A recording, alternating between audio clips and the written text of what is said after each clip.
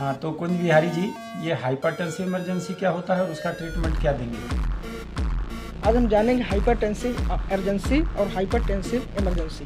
जो hypertensive urgency होता है उसमें केवल बीपी 180/110 या उससे ज़्यादा बढ़ जाता है और कोई ऑर्गन इफेक्ट नहीं होती है। और जो हाइपरटेंसिव इमरजेंसी होता है उसमें बीपी यूजुअली 180/110 या 200/120 से एबव ही होता है और इसमें कोई ना कोई टार्गन इफेक्ट होते हैं। जैसे अपना आई इफेक्ट हो सकता है, अपना हार्ट इफेक्ट हो सकता है, अपना किडनी इफेक्ट हो सकता है और ब्रेन इफेक्ट हो सकता है।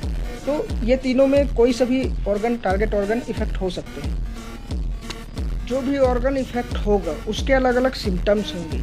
जैसे मान लेते हैं ब्रेन इफेक्ट हुआ, तो ब्रेन इफेक्ट होगा तो उसके सिम्टम आएंगे, न्यूरोलॉजिकल सिम्टम आएंगे। जैसे ब्लड विजन हो सकता है, वर्टिगो चक्कर आना हो सकता है, झटके आ सकते हैं मरीज को।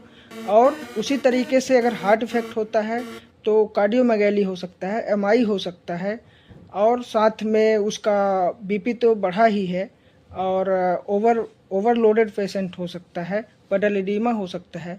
ऐसे ही अगर आई में आएगा तो आई में इम्पेयर्ड विजन हो जाएगा, अच्छे से दिखाई नहीं देगा, ब्लड विजन हो सकता है। इसी तरीके से अगर किडनी में इफेक्ट होता है तो किडनी में इफेक्ट होने पर उसका ओलिगोयूरिया हो जाएगा, यूरिन पास आउट नहीं होगा और बीपी तो बढ़ा हुआ ही है। साथ में उसको क्रेटिनिन बढ़ा हुआ मिलेगा, पोटेशियम बढ़ा हुआ मिलेगा और उसके चलते कंपनसेट में ब्रीथलेसनेस, सांस लेने में दिक्कत भी होगी। इसमें एक चीज़ और भी है, एक्सीलरेटेड हाइपरटेंशन और मलिग्नेंट हाइपरटेंशन। एक्सीलरेटेड हाइपरटेंशन में जो अपना ऑप्टिक नर्व होता है आई का वो डैमेज नहीं होता है और मलिग्नेंट हाइपरटेंशन में ऑप्टिक नर्व डैमेज होता है। और जिस प्रकार से जो सिम्टम आएंगे, जो ऑर्गन इफेक्ट हुआ है उस ऑर्गन का हमारे पास सिम्टम आएंगे, उस सिम्टम के अनुसार हमको ट्रीटमेंट देना है। इसमें मेनली ट्रीटमेंट देना है, मान लेते हैं हम हमारे किडनी में इफेक्ट आया है तो उसके लिए हम पेशेंट को देंगे लेबेटालोल देंगे। ज़्यादातर हमको ध्यान ये रखना है कि उसका बीपी बढ़ा हुआ है तो एक साथ सडनली लो नहीं करना है, धीरे धीरे लो करना है।